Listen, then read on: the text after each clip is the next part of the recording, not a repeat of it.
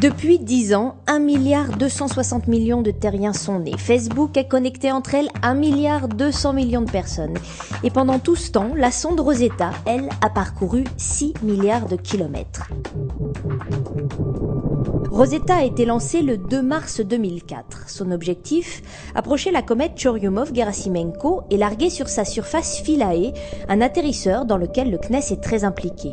Un voyage de 10 ans, la mission la plus longue de l'ESA. Si on avait simplement voulu croiser la comète, ça aurait été très simple, mais on a une durée d'observation qui va être de quelques heures. Donc on voulait observer la comète sur la durée.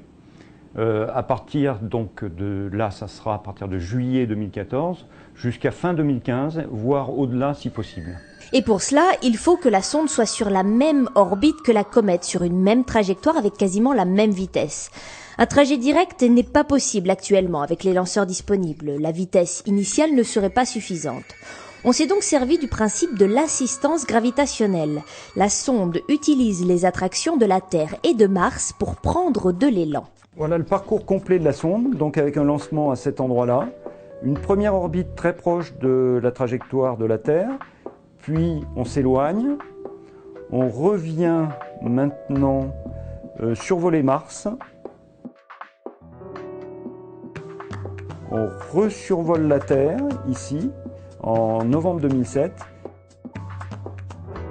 Et on traverse pour la première fois la ceinture d'astéroïdes et on survole Stein.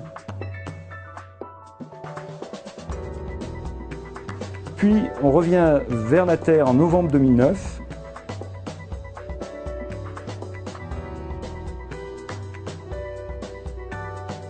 Et on est finalement, grâce à cette dernière assistance gravitationnelle, sur la trajectoire tangentielle qui va nous amener proche de la comète.